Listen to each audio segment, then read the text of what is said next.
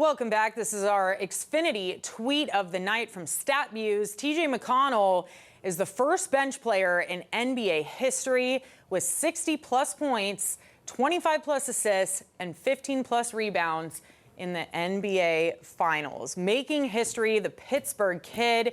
You guys, this NBA Finals, I think, is way more electric than anyone predicted. I know when we were heading into these finals, everyone thought, oh, the Thunder's going to sweep the Pacers. It's going to be, maybe a gentleman's sweep, but chances are it's going to be a four-game sweep, and that's that. But no, they didn't, take into account the Pittsburgh Kid, TJ McConnell, who's coming in off the bench. 12 points last night to push the Pacers over the Thunder, forcing that Game 7.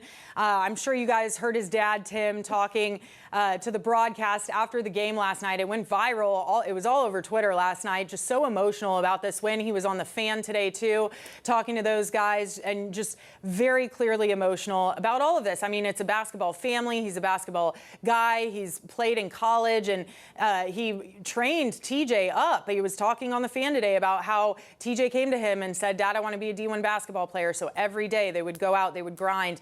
And, he went to Duquesne. Then he eventually was able to transfer to Arizona and made it to the NBA. And now not only is he playing on a team in the NBA Finals, but he's making waves and making an impact on that team in the NBA Finals, which is so awesome to see. And of course, his sister Megan doing big things out in Phoenix with the WNBA. So just awesome to see these Pittsburgh kids going and doing great things in world championship caliber environments. I mean, it's just awesome to see. But I think the best part about that whole entire interview last night was his dad still being a dad and calling him out and being like, no, I have to be harder on you than your sister, because look at what she did in high school. She won a state championship. She went undefeated, and he calls TJ out. So I just thought that was a great moment as well after the game. Yeah, they definitely have a back and forth, and definitely will be rooting for TJ. A little bias, and maybe the Pacers on Sunday, but we'll see. Hopefully, hey, we got a Game 7 in the NBA Finals. That's very exciting, and again, no one predicted it, so we're good. All right, let's get to the phone lines. We have Jim in Shaler. Jim wants to talk some Pirates. Hey, ladies. How you doing tonight? Good. How are you? Good. Hey, I called you guys last night, and we talked some Pirate baseball, and you said O'Neal Cruz is pretty awesome. He don't look awesome anymore. No. So my question to you ladies is, and I'm going to hang up and listen, do you sign him long-term? Do you try to trade him and get something in return while you can? I'm going to listen and see what you ladies say. Thank you. Have a good night. Jim, I got to also combat that. So when I said he's awesome, it was when we were talking about his hitting, and I more so meant when he can hit and when he can hit those home runs, he blasts it, and that is awesome. It's not very consistent, which, that stinks, in his play defensively is not great. But when he hits the ball, sometimes it could be awesome. Now, as far as his play tonight, obviously, if we're recency bias here, after what happened tonight, maybe not a long-term deal. The thing with O'Neal Cruz is it seems like sometimes he lets his emotions get the best of him out there in the outfield, and he gets so frustrated and just kind of like lets the play happen. He can't really battle back from it. And Donnie Kelly made a note tonight, he's proud of him that he was able to battle back from it. He was able to kind of turn it around and play aggressively down the stretch in this game tonight. But I mean, you can't have a major leaguer making mistakes like this. You just can't. And so when you're discussing a long-term deal with a player and you're seeing him do things like this, literally just giving up on a ball, it's like, well, why would we sign him to a long-term deal?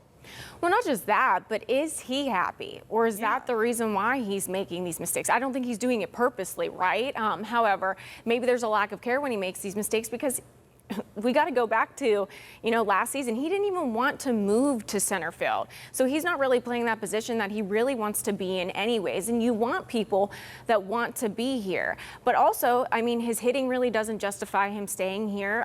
His efforts in center field, I feel like there could be better options, maybe in this system that the Pirates have, or that they can go out and get. If O'Neal Cruz doesn't want to be here and he doesn't want to be in center field, why would you want to keep him here? Exactly. Short and sweet. I mean, said it best. All right, John in Cranberry. John wants to talk some Pirates. What's going on? Hey, Cassidy and Suzie. It's good to talk to you again. How are you? Good. How are you? Good. How are you? Good.